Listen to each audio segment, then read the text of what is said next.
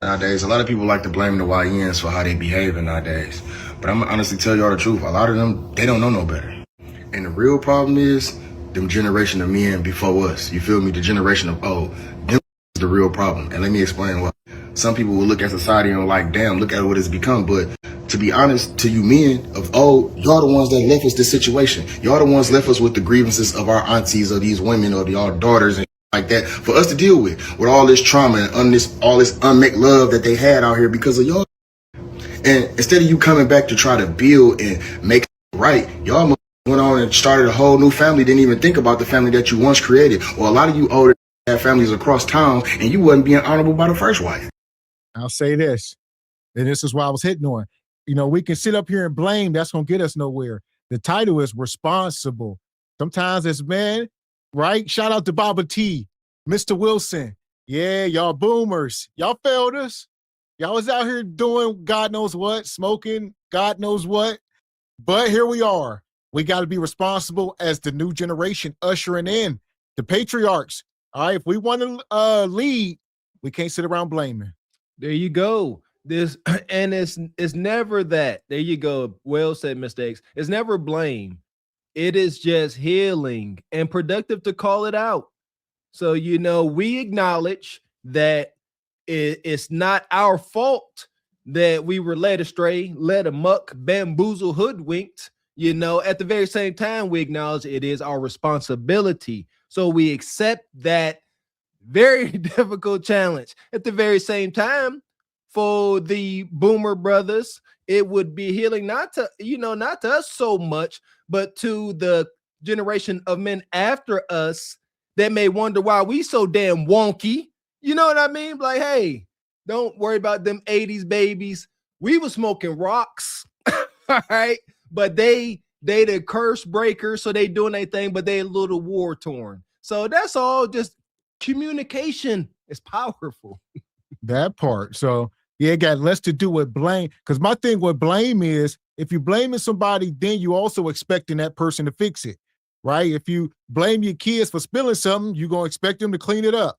Or you see what I'm saying? Once we get into blame, if we blame it Bonquisha for the bastard kids, we expect her to close her damn legs. But if we blaming the boomers, we think that they gonna come clean it up. Respectfully, Baba T and Mr. Wilson, it's over. They done passed the baton. There you go. And it's never too late again to spread the knowledge. How Baba T be coming up here, giving us a glimpse into past things that we weren't alive for. That's what's powerful. Lessons and teachings are being forgotten and lost in translation. We just got to communicate better. I'm stressing it. That part. So it's on them to be responsible as well. That's the point of it. All right, Mr. Wilson and y'all, quit deflecting. Y'all got to take responsibility regardless of the times. There you go. Regardless of how bad it hurt, huh? It wasn't hurt when you were smoking rocks. Was it, boy? And then I understand sometimes y'all felt like happy wife, happy life, but at the same time, you a man. You supposed to set the on. I get it. A lot of y'all want to just pay bills and throw the money in the face. But guess what? Sometimes these women needed more than just the money. They needed for them to have a safe space. They needed to be able to communicate. They needed to be able to be vulnerable with you. But a lot of y'all dismiss that because you feel like, I'm the man. Do as I say. Do as I say. Do. And this, I'm a dictator. Man, you was weird as. And this is why the women nowadays, they don't be needing y'all money because y'all lead in a certain type of way, in a certain type of capacity. That's why it's kind of fucked up. So I blame you older because a lot of y'all washed up wasn't doing your job by us, even as us, as y'all sons, as y'all grandchildren, as y'all mothers, wives and daughters and like that. Y'all didn't do right. So when we come back and y'all talking about why society is the way it is, y'all is in charge first. You feel me? And like they always say, strong men create easy times, easy men create hard times. And y'all create a lot of hard times for us because some of y'all be in the streets, some of y'all's gonna be Pablo Escobar, and y'all got caught up on y'all own dope and y'all crackheads out here. Some of y'all couldn't deal with society and y'all was drunk and y'all was around here beating women back then. Like, come on now. So when y'all be trying to talk about the YNs, understand that you suck at. Yeah, I get it. I get it, big dog. So you disappointed at the older generation, and I'm assuming that he's a millennial, right? I'm also a millennial. I'm what you call a geriatric millennial. Born in 1982, 80s babies, 90s raised me, and so I can't say that I experienced the same thing as him because I had a great father, but he's right and he's wrong.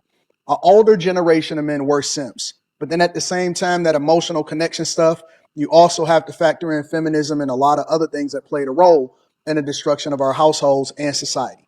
Now, let me preface this by saying again, I don't come from that space. I don't come from a space where I had broken homes. I had a phenomenal father in my life. I have phenomenal uncles in my life. I was raised with 3 brothers and no sisters. And so I come from an era of strong men. You know what I'm saying? So raised in a church, a great space. And so I want to preface it by saying that I've observed a lot of people going through this. And also, I am the opposite of what you then experienced. So my results was a little bit different. My father worked. He took care of all of us. My mom pick and choose when she wanted to work and go to school after the children wind up getting old enough to go to school. And so I just had a phenomenal life. He interceded at times when I needed him to intercede and take me out of a certain school. So there we go. You know, it's from a privileged position, especially in the hood. And that's how it's supposed to be. Unfortunately, we consider having both parents in the house to be privileged. It shouldn't be. We are trying to make it the norm, right? Hopefully for our children. But, coming up, most of us did not have father in the house. That's just a fact. Yeah, the vast majority, to the point where, yeah, if you did have, 2 parents in the house, it was so obvious to how much it's shown. Like, as far as just, how how the kid carried themselves, you could always tell. And they came off rich. And this ain't just our podunk backwoods country projects town. No, there's just a lot of towns like that. That's why we up here. We know we are not that special. We ain't no one-off community. This is how it is. And put me in other schools. So I'm very blessed, and I've always been incredibly thankful, as well as acknowledging and honoring my father and my parents for the job that they did and the life that they gave me, which they weren't rich at all by any means. They were absolutely going through it, but it was a good childhood because I had everything that I needed in order to be successful. Now, with that being said, I believe that he has a point. He's right and he's wrong. First of all, we're going to start with responsibility for the younger dudes. We can't keep making excuses because once you get old enough to be able to bust it down, you should be responsible for having children. Once you get old enough to be able to go out there and sell crack and make an informed decision and do the things that you're doing, these dudes are shooting up the stores and all of that. And I will also tell you that a lot of these dudes are coming from single parent households, from these single mother households. Well, here we go. Like I said, 2 things is true. I think they should be held responsible for anything they do. But at the same time, there's a larger discussion. They ain't just wake up one day and start acting like that. So the parents have to be held accountable.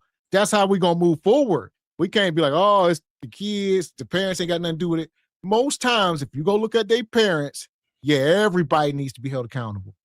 I'm sitting here thinking back, whenever me and my cousins was involved in crash out behavior, early 90s, mid 90s. And what stopped them from being so openly violent and stop them from just committing crimes for no good reason? And it was shame.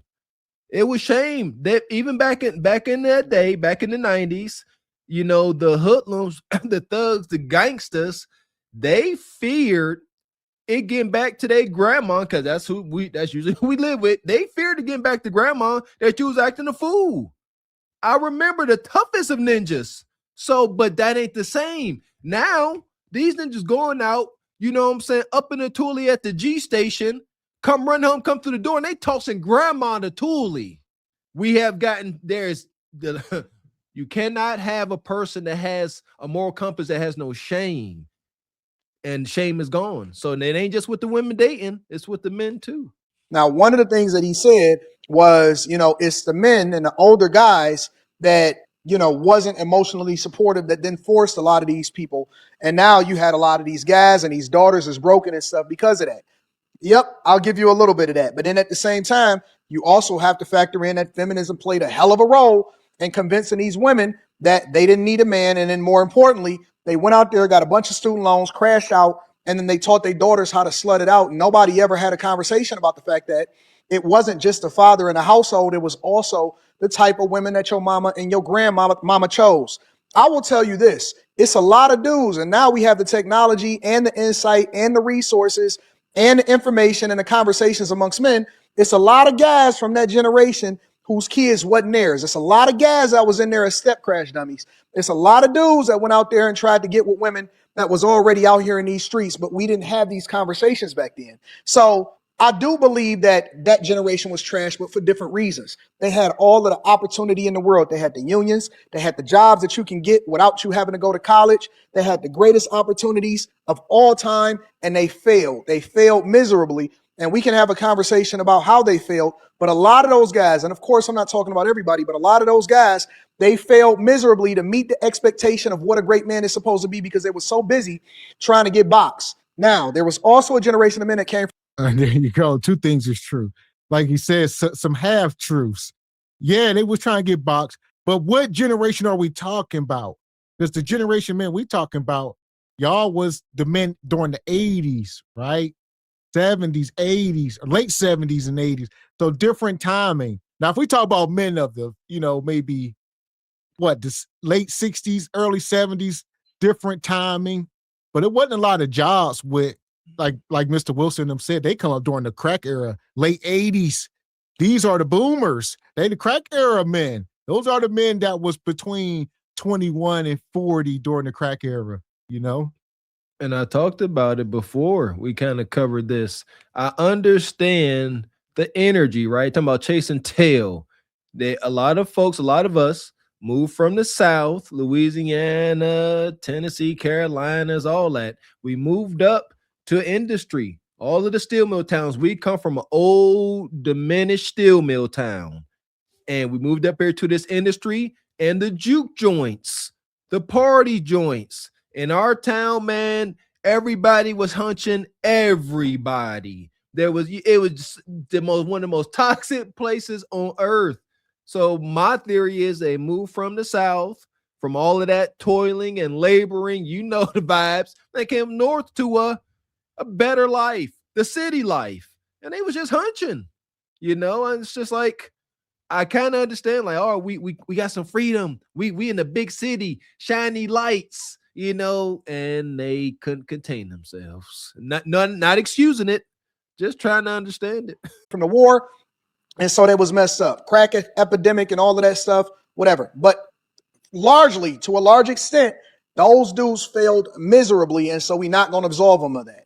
Now, on the other end, again, I have to say welfare, feminism, and a lot of the different things that we see happening in the culture today, it was created by the women of yesteryear that chose these trash ass dudes to have a bunch of children with. And then the next generation of women took that same blueprint and then they did it even worse. And you want to know how I know it? Is because a lot of women nowadays are having conversations with older women online, grandmamas and great grandmamas, and they telling you, hey, leave that dude alone, leave this alone, go out there and slut it out. I wish I was a feminist. I wish I was independent. And that is still kicking ass and taking names of the women today. And so when he says stuff like, well, they got their own money and all of that, no, they don't. No, they don't. They fucked up. They fucked up. That's why you see them voting the way that they do. That's why you see a whole bunch of women complaining about the fact that food stamps is not popping. 42 million Americans is on food stamps and they worried about whether or not they're going to get their stuff in November. You're not going to sit here and tell me or try to convince me even a little bit that they doing phenomenal. And so this whole emotional support dog stuff, no, we need men to come back to being men. The problem from that generation is that those men were weak and they were feminized. And so they would go out there and do all of this weird shit and do all of this stuff and start. Shout out to Baba T. Baba T was up here. He said he just now got from up under the godnocracy. 68 years old, Baba T. I mean, y'all was kind of weak. It's unfortunate. Compared to today's times, we can look back. And it's easy for us to look back, though. People try to look back on slavery and be like, oh, said what they would and would not do. We all said, but it's easy to sit here and say that. But it's, we can look back and judge. There you go. If it ain't so easy to crawl bloody and maimed from up under the godnocracy, yeah, honestly, I couldn't imagine bondage. Shout out to our prisoner of war ancestors. But what was it? But yeah, it's only one way to climb from up under the godnocracy. And it is, you must be 100% independent. If you need your gynocratic mom, auntie, sisters, any of the women, all right, hyena women, you need them for anything. Watch your kid while you work. I'm about to trigger somebody. Babysit, anything. Loan you $50 till Friday. That thumb always on you. Ain't no way around that. What does that mean? What does it look like? You can never tell anybody no. That's what it looks like. You lose the right to say no. Tell me I'm wrong. That's the gynocracy.